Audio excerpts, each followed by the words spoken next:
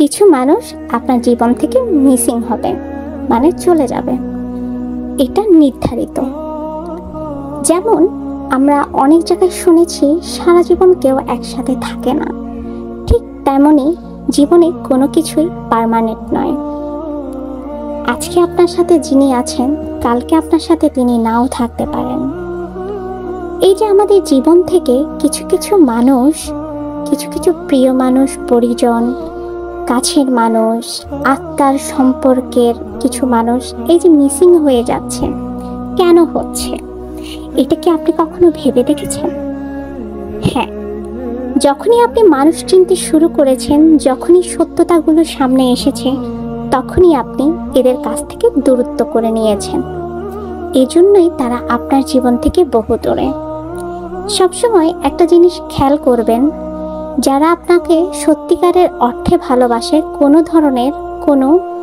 তারা কখনোই আপনার কাছে কোনো ধরনের ফিডব্যাক আশা করবে না, মানে গিভ অ্যান্ড টেকের সম্পর্ক আশা করবে না। সেটা যে ধরনের সম্পর্কই হোক, হয়তো বা আপনি সারা জীবন তাকে দিয়ে যাচ্ছেন, বাট ফিডব্যাক হিসেবে আপনি দিন শেষে রেজাল্ট 0 পেলেন। এসব মানুষ থেকে সবসময় দূরে থাকবেন, সে আপনার যতই নিকট কোনো ভালোবাসার মানুষ হোক না কেন। নিজেকে ভালোবাসাটা সবচাইতে বেশি ইম্পর্টেন্ট। আর একটা জিনিস মনে রাখবেন যে আল্লাহ দিতে কতক্ষণ, নিতে কতক্ষণ, এই ওয়ার্ডটা যাদের মাথায় থাকে তারা কখনো মানুষকে ইউজ করে না, বা মানুষের দুঃখের দিনে কখনো তাদেরকে ছেড়ে যায় না। সেটা খুব কাছের মানুষ, বন্ধু বান্ধব, সেটা যে কেউই হতে পারে। এরকম মানুষ কিন্তু আমাদের আশেপাশে অনেক আছে। আপনি একটু খেয়াল করে দেখবেন, আপনি যতই বড় হতে থাকবেন ততই আপনার জীবন থেকে কিছু মানুষ মিসিং হতে শুরু করবে। তার মূল কারণ হচ্ছে আপনি যখন থেকে মানুষ চেনা শুরু করেছেন তখন থেকেই তারা আপনার জীবন থেকে মিসিং হওয়া শুরু করবে।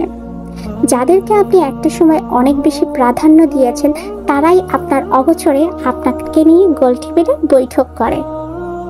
আপনি যদি জানতেন সেই গোল টেবিলের বৈঠকে আপনাকে নিয়ে কী ধরনের বাজে মন্তব্য বা সমালোচনা করা হয়, তাহলে হয়তো আপনি জীবিত থেকেও অনেক আগেই মরে যেতেন। ভাগ্য ভালো আপনি এগুলো শুনছেন না। যতক্ষণ না নিজের কানে কিছু শুনছেন না, ততক্ষণ পর্যন্তই আপনি ভালো আছেন। যখনই আপনি শুনবেন যে আপনাকে নিয়ে গোল টেবিলে অনেক বাজে ধরনের মন্তব্য করে সমালোচনা করা হচ্ছে, বা আপনার পরিবারকে নিয়ে, তখনই আপনি নিজে নিজে ভেঙে যাবেন। আল্লাহ তো আছেন, সব কিছুর মালিক হচ্ছেন আল্লাহ।